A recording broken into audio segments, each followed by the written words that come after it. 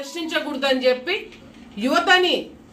యువతని మత్తులో పెట్టి డ్రగ్స్ అనేది ఈజీ యాక్సెస్, డ్రగ్స్ అలవాటు చేసుకోవాలంటే అట్లా చేసుకోవచ్చని ఈ ప్రభుత్వం యువతకి నేర్పించి ప్రశ్నించే గొంతును నొక్కేసి ఈరోజు యువతని తప్పుదారు పట్టించడానికి ఒక పెద్ద కుట్ర జరుగుతుందనేది చాలా స్పష్టంగా అర్థమైపోతుంది.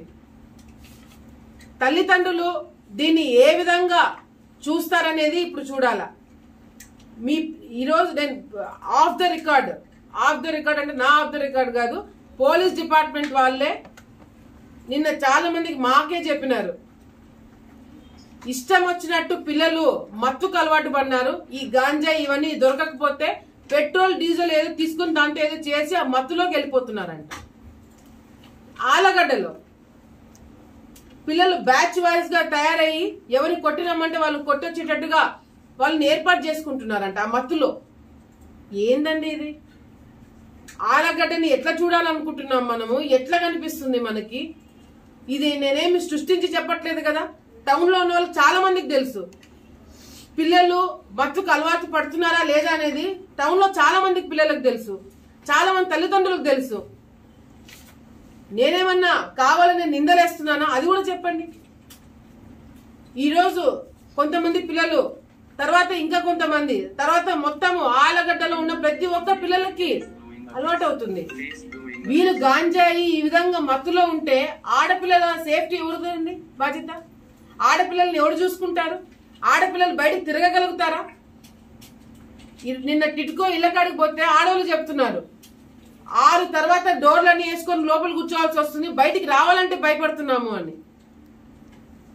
ఏం పరిస్థితి అండి ఇది? ఆలగడ్డలో ఈ పరిస్థితి, రాష్ట్రంలో ఈ పరిస్థితి.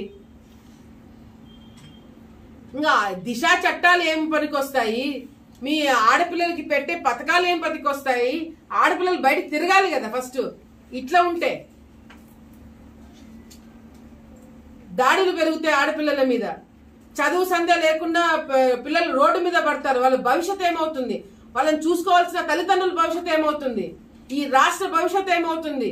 ఈ దేశ భవిష్యత్తు ఏమైపోతుంది? ఆలోచించుకోండి దయచేసి. నిన్న ఆళ్లగడ్డలో మా కళ్ళ ముందరే పిల్లలు ఆ విధంగా దొరికినారు.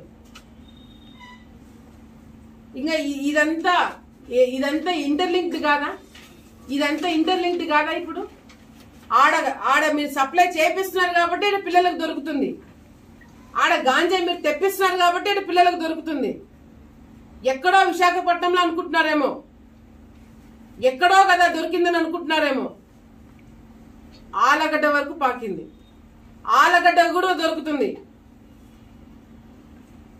ఇంత నీచమైన, ఇంత దరిద్రమైన పరిస్థితి మన పిల్లలకి రాకుండా దయచేసి జాగ్రత్త పడండి.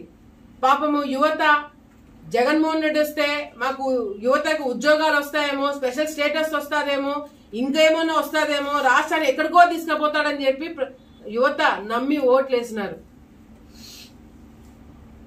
ఈ రోజు పరిస్థితి ఆళ్లగడ్డలో పిల్లలు ఆ విధంగా చూస్తుంటే మాకే కడుపు తరుక్కుపోతుంది.